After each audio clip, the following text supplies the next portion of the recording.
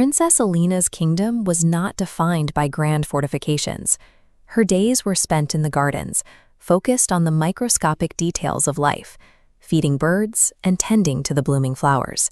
She lived by a specific principle. Every life, no matter how small, possessed an absolute and inherent value. This peaceful existence carried a significant strategic risk. A kingdom built entirely on gentle care was completely unprepared for a kinetic threat. Alina's philosophy created a fragile equilibrium, one that was about to be challenged by a world that operated on ruthless physical power. The first shift in that equilibrium happened near a rosebush. Alina found a white dove, its body trembling and its wings too weak to fly. While her advisors suggested the bird was a failing asset, not worth the grains or effort, Alina rejected that logic.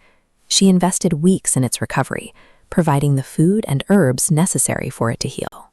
When the bird finally took flight, it was surrounded by a shimmering silver light. It promised to return when her kingdom needed help. By saving one seemingly insignificant life, Alina had created a latent asset. It was a micro-investment of empathy, waiting for the moment it would be called to compound. That moment arrived when a cruel king, seeking to expand his power, began marching a massive military force toward Alina's borders. The mathematical disadvantage was severe. Alina's defensive forces were far too small to offer any meaningful resistance against an army of this scale. Watching from her window as the horizon darkened, Alina realized her desire for peace could not physically stop the soldiers advancing on her people. But as the crisis peaked, a silver light appeared. The magical dove had returned, bringing thousands of others with it. The initial act of saving one bird had multiplied, creating a massive swarm matching the scale of the threat. Her single act of compassion had scaled exponentially, providing her kingdom with a new resource to counter the weight of the invasion. Owning this resource was just the first step. Alina took a significant risk, leaving her kingdom to travel through the darkness to secure an alliance. She navigated hidden paths and dense forests, relying entirely on the guidance of the creature she had once nurtured. When she finally reached a neighboring palace, she presented the reality of the invasion to a noble prince. Her commitment to peace convinced the prince to act. He agreed to mobilize his own forces to stand with her kingdom. Alina's localized act of empathy had now bridged geographical borders, converting a magical phenomenon into a functional military alliance. On the battlefield, the prince's army moved to intercept the invaders, but the sheer numbers of the cruel king's forces still posed a massive threat.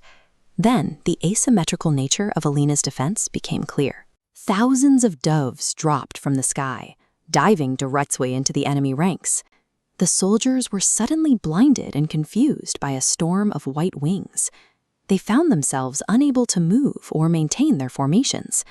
Without the ability to see or coordinate, the massive army lost its tactical advantage and was forced to retreat. The invading force had been dismantled.